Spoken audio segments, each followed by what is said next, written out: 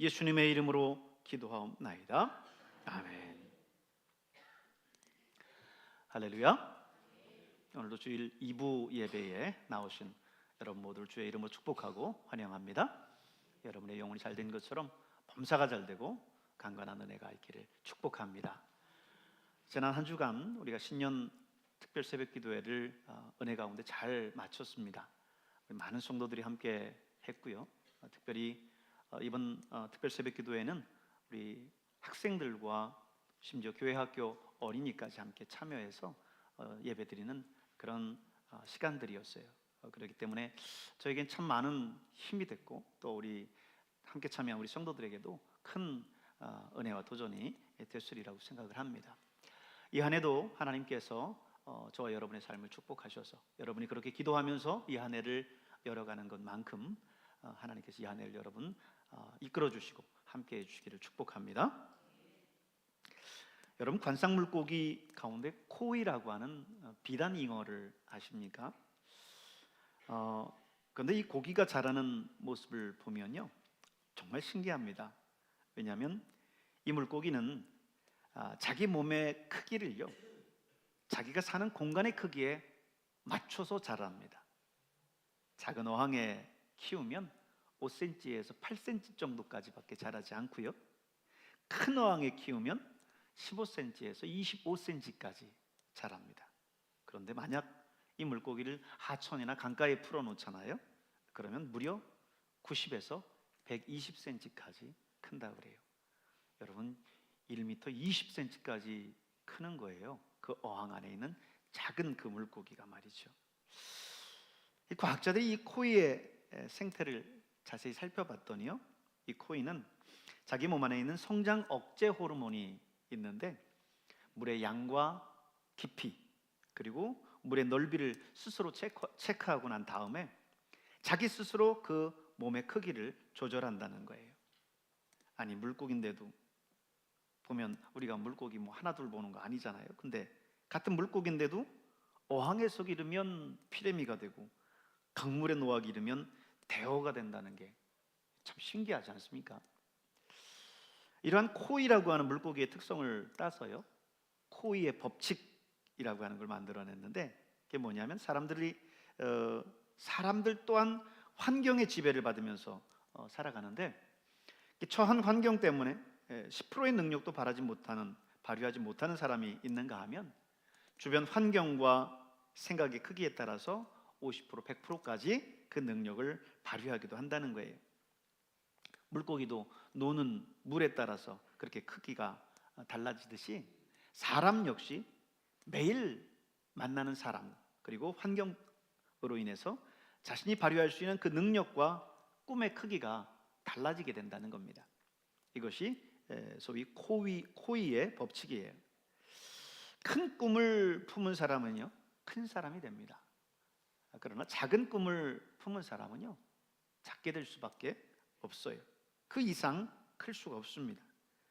꿈의 크기가 그 사람의 크기이고요, 그 사람의 미래의 크기라고 할 수 있어요. 이 원리는 영원히 변하지 않습니다. 그래서 여러분, 우리 어릴 때 이 그림 많이 보시지 않았어요? 많이 보셨죠?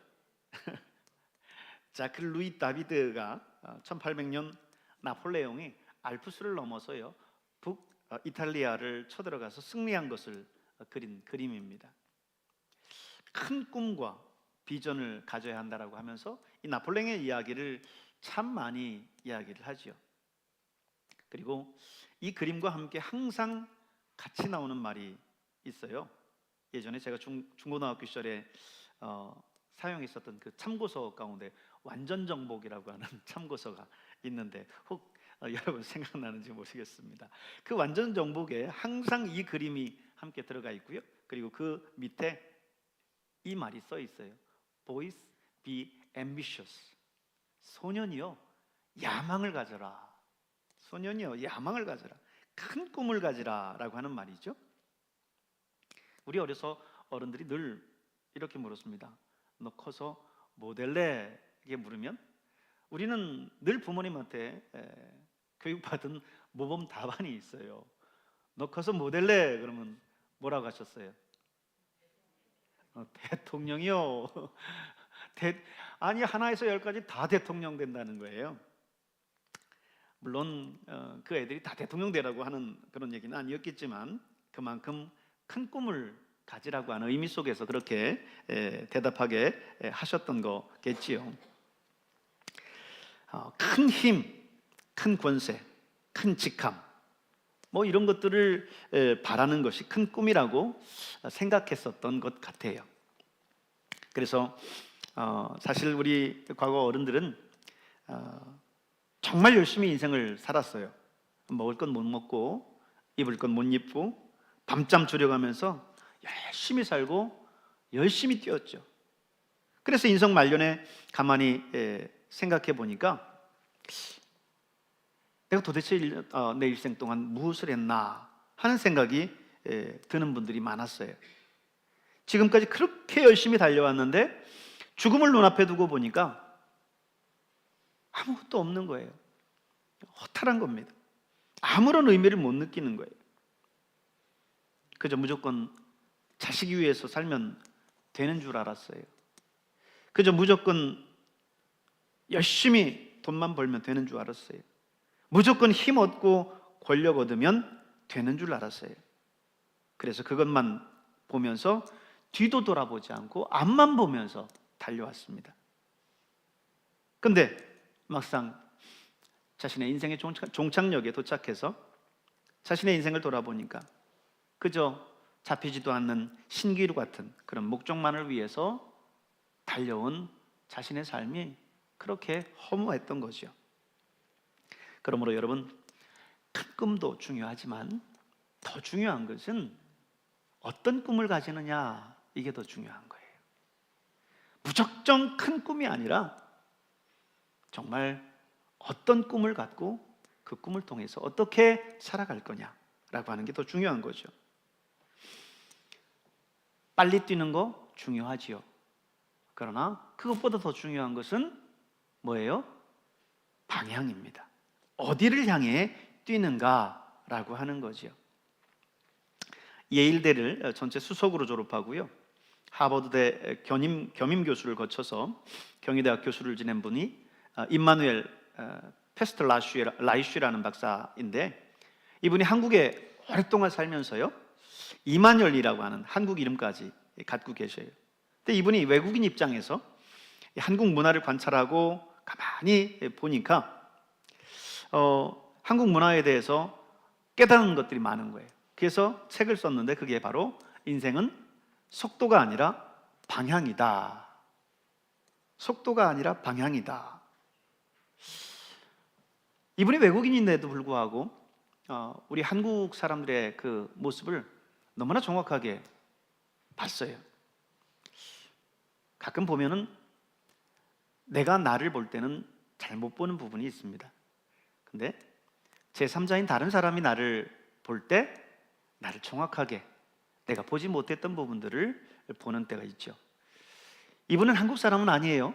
그러나 외국인인데 우리 한국 사회를 살다가 한국인의 모습을 보니까 한국인의 모습 속에서 정말 그가 지적해주는 부분이 너무나 정확해요.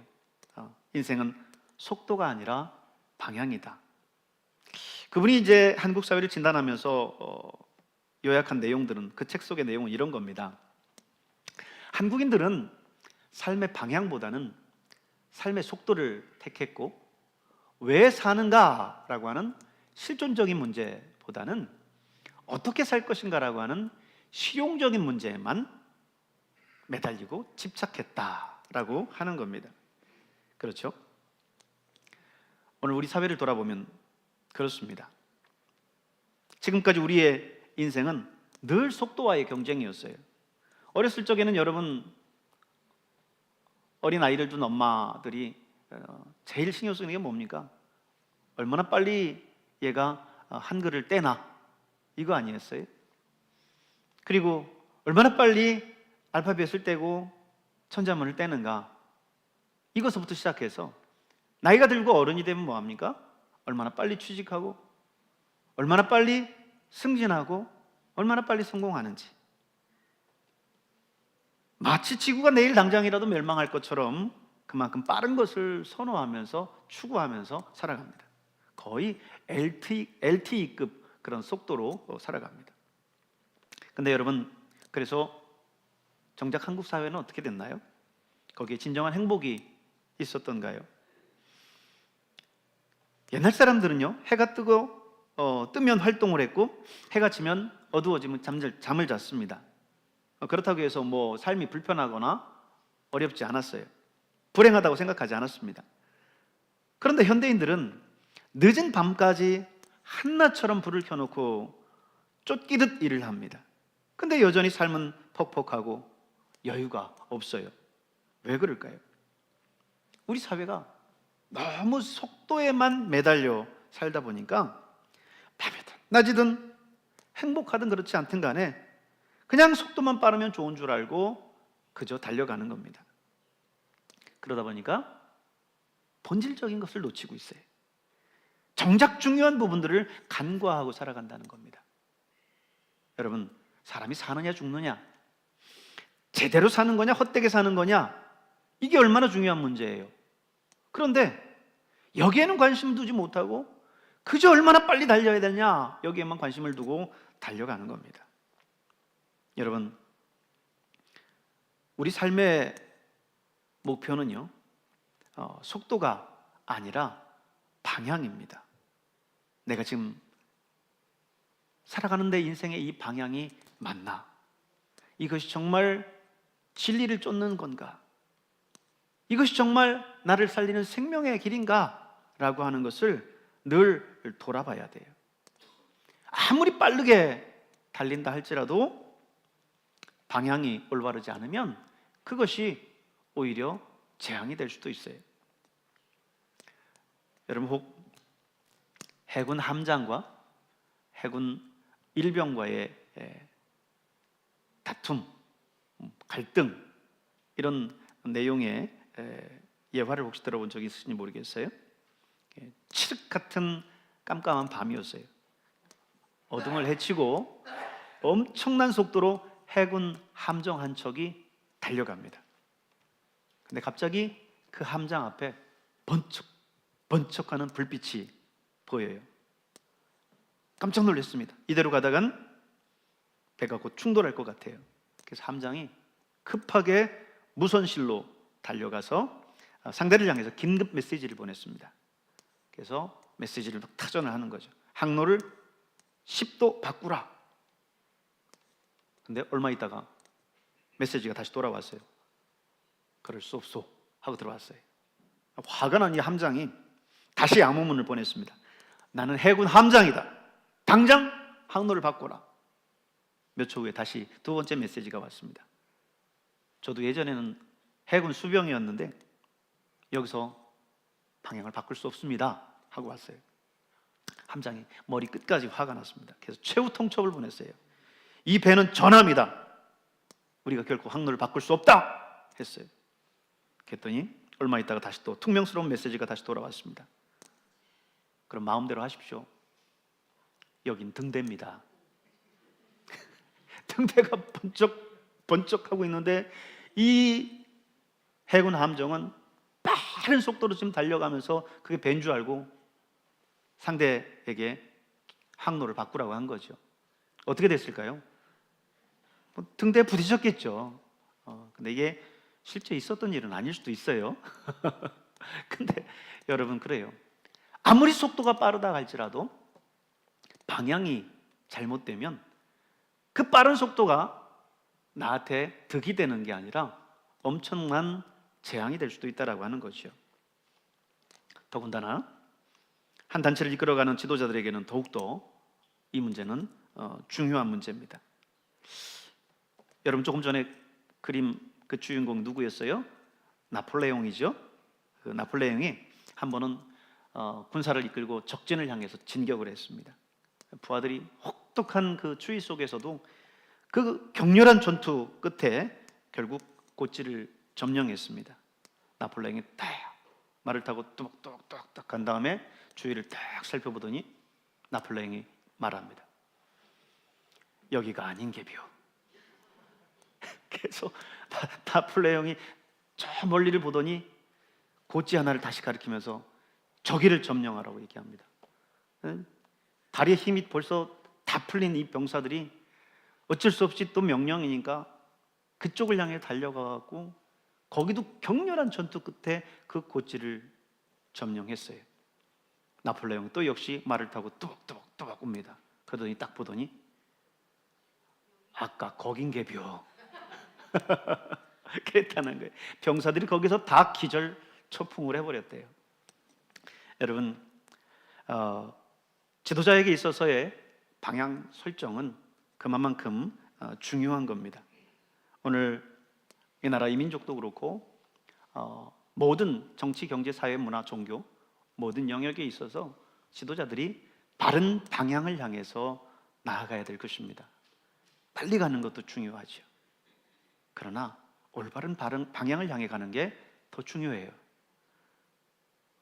우리나라가 이 LTE급 속도를 가지고 빠른 속도로 온 것 가운데 하나가 뭡니까? 우리 한국교회의 놀라운 성장입니다. 전 세계에서 우리 한국교회의 유래만큼 부흥을 거듭한 그 성장세를 가진 나라가 없습니다. 근데 우리 한국교회가 지금에서는 다시금 이제는 방향을 잘 봐야 될 필요가 있어요. 빨리 성장하고 빨리 부흥하고 숫자 늘고 하는 것도 중요하지만 정말 우리가 가는 이 방향이 그리스도께서 원하시는 건가? 하나님이 바라시는 그런 참된 교회의 모습으로 가고 있는 건가? 라고 하는 것을 우리는 끊임없이 점검하고 가야 될 것입니다. 여러분, 세계 최고의 부자로 잘 알려진 빌 게이츠 있죠? 빌 게이츠는 생각주간이라고 하는 독특한 휴가를 보내기로 유명한 사람인데요. 그는 1년에 2번씩 호숫가 근처 작은 별장에서 일주일간 은둔하면서요 혼자 휴식을 보냅니다. 이 기간에는 어느 누구와 전화 한 통화도 하지 않고요 철저히 혼자 지내면서 자기 자신과 자신에 대한 생각만을 한다고 해요. 사실 빌 게이츠만큼 바쁜 사람이 누가 있었겠습니까? 근데 정신없이 돌아가는 자신의 일상에서 벗어나서 자신이 가고 있는 그 인생의 방향이 옳은 건지, 회사의 방향이 옳은 건지를 늘 재조정하는 시간을 갖는다는 거예요. 빌 게이츠는 빌 게이츠 재단을 운영하기로 또 유명하죠. 이 재단의 주 목적은요, 국제적으로는 보건의료 확대와 빈곤 퇴치, 그리고 미국 내에서는 교육 기회 확대와 정보 기술에 대한 접근성 확대, 이런 것들이 목적이에요. 그런데 이 재단의 기금이요 무려 350억 달러가 됩니다.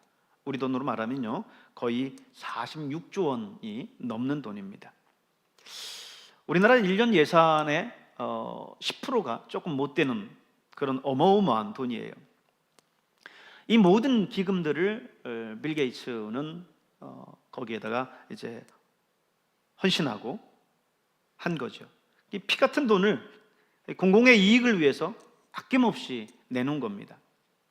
사실 빌 게이츠가 운영하고 있는 그 마이크로소프트 말고도 사실 이 세계에 큰 회사들이 얼마나 많이 있습니까? 그렇지만 사실 존경받는 기업은 그렇게 많지 않은 것 같아요. 여러분, 이런 맥락에서 보면 정말 진정한 삶의 방향은 어떤 직업을 갖느냐, 연봉을 얼마나 받느냐, 이게 문제가 아닙니다. 정말 중요한 것은 가치의 문제고 의미의 문제예요. 내가 가지고 있는 이 직업을 통해서 무엇을 할 거냐, 그 의미를 찾는 것들이 중요한 겁니다. 사실 일반 봉사단체에 근무하거나 또 성직을 거둔다거나 소방관과 같은 그런 직업들은 물질적으로 부유한 삶을 위해서 선택하는 그런 직업은 아닙니다. 그러려면 돈 많이 벌 수 있는 다른 직업을 선택해야 되겠죠. 돈보다 그 직업의 가치와 의미를 생각하기 때문에 선택하는 겁니다. 꼭 지금 말씀드린 이 직업만이 아니라 사실 어떤 직업이든 간에 내가 하는 일을 통해서 하나님께 영광 돌릴 수 있고, 그리고 다른 사람들을 유익하게 할 수 있는 일이라고 한다면 그 자체로 의미가 있고 가치가 있는 거죠. 이런 의미와 가치를 찾으면서 바른 인생의 방향을 향해서 나아갈 수 있길 바랍니다. 여러분이 행하는 모든 일들, 또 열심히 돈을 버는 것들, 무엇을 위해서 그렇게 열심히 살고 계십니까? 여러분, 한 사람 먹고 살기 위해서 그렇게 살고 계십니까? 인생의 가치와 의미를 향해서 우리가 달려나가야 돼요. 그런데요, 우리 주님은 우리가 일반적으로 추구하는 이런 인생의 방향에서 한 걸음 더 나아가서 보다 더 근본적으로 중요한 단계를 언급하고 계세요. 오늘 본문의 말씀을 보면 주님은 이렇게 말씀합니다. 내가 곧 길이요 진리요 생명이니 나로 말미암지 않고는 아버지께로 올 자가 없느니라 말씀했습니다. 한마디로 말하면 우리의 인생은요, 영원하신 하나님 아버지께로 향해야 된다는 거예요.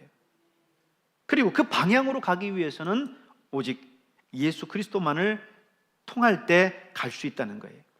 그분이 길이고 진리고 생명이라는 것입니다. 여러분, 오늘 이 예수님의 말씀, 내가 곧 길이요 진리요 생명이니 나로 말미암지 않고는 아버지께로 올 자가 없느니라 라고 하는 이 말씀, 여러분 굳게 믿으실 수 있길 바랍니다. 우리는 본래 하나님의 형상에 따라 창조된 영적 존재이지 않습니까? 창세기 1장 27절에 보면 하나님이 자기의 형상, 곧 하나님의 형상대로 사람을 창조하시되 남자와 여자를 창조하시고 그랬습니다. 우리를 다른 피조물과는 완전히 구별된 영적인 존재로 하나님은 만드셨어요. 다른 피조물들인 동물들은 육체만 있을 뿐 영혼은 없습니다. 그래서 그들은 하나님을 예배할 줄 몰라요. 아무리 똑똑한 강아지라고 해도 강아지가 예배하는 거 봤습니까? 여러분이 가정에서 예배드리면 고양이가 와서 같이 예배드리던가요? 아니죠. 왜요? 그들은 영적 존재가 아니기 때문에 그렇습니다. 그러나 우리 인간은 하나님의 형상을 닮은 영적인 존재예요. 그러기에 우리 인간은 우리를 창조하신 하나님 앞에 나아갈 때 인간 본연의 삶을 살 수 있습니다. 우리가 나아가야 할 변치 않는 방향은 우리 하나님이라는 사실을 기억하시기 바랍니다. 우리가 비록 지금 이 세상 가운데 살아가고 있지만, 이 죄 가운데, 죄 많은 세상 가운데 살아가고 있지만, 하나님은 우리에게 하나님께로 돌아갈 수 있는 그 놀라운 길들을 열어주셨어요. 그것이 바로 예수 그리스도입니다. 그분을 통해서 하나님께 갈 수 있다는 거예요. 사도행전 4장 12절에 보면 다른 이로서는 구원을 받을 수 없나니 천하 사람 중에 구원을 받을 만한 다른 이름을 우리에게 주신 일이 없습니다 하였더라 그랬습니다. 여러분, 그렇습니다. 오직 예수 그리스도, 그분을 통해서만 하나님께 나아갈 수 있습니다. 하지만 이 시대는 하나님보다는 인간의 능력을 신뢰하면서 살아가요. 하나님 중심으로 살아가지 않고 인간 중심적으로 살아갑니다. 하지만 인간은 여러분이 잘 아시지만 성경에서 말씀하고 있는 대로 잠깐 있다가 사라지는 안개와 같아요. 아침에 피었다가 저녁에 지는 들의 풀, 들의 꽃과 같습니다. 그러면서 우리 인간들은 과학과 인간의 이성만을 맹신하면서 인간의 바벨탑만을 쌓아가고 있어요. 그들은 우리 예수 믿는 사람들을 보면서 그렇게 생각할지 몰라요. 안에 눈이 보이지도 않는, 과학적으로 입증되지도 않은 그 하나님을 믿고 산다고? 저 시대에 들떨어진 사람들 같으니라고. 지금 시대가 어느 시대인데 달에도 갔다 오고 화성에도 탐사선을 보내고 과학으로 모든 신비를 풀어가는 시대인데 신이 어디 있어? 구태의연하게 신을 찾고 있다라고 생각하면서 우리가 이 시대의 흐름에 늦다라고 생각할지 모릅니다. 그러나 사랑하는 성도 여러분, 뒤처지는 것이 실패가 아닙니다. 잘못 가는 것이 실패입니다. 늦더라도 바른 방향을 향해서 가면 오늘 여러분 성공할 수 있다는 사실을 기억하시길 바랍니다. 속도는 무지 빠른데 잘못된 방향으로 가고 있다면 여러분 그들을 부러워할 필요가 없어요. 오히려 그들을 측은히 여겨야 됩니다. 잠언 말씀을 보면 어떤 길은 사람이 보기에 바르지만 필경은 사망의 길이라고 말씀하고 있습니다. 그러므로 좌로나 우로나 치우치지 마시고 믿음의 주여 온전케 하시는 예수 그리스도를 바라볼 수 있길 바랍니다. 그것이 우리 하나님께로 가는, 그 생명으로 가는 유일한 길임을 기억하시면서 예수님 바라보며 나아가는 저와 여러분 될 수 있기를 주님의 이름으로 축원합니다. 기도하겠습니다. 은혜로우신 하나님 아버지, 오늘도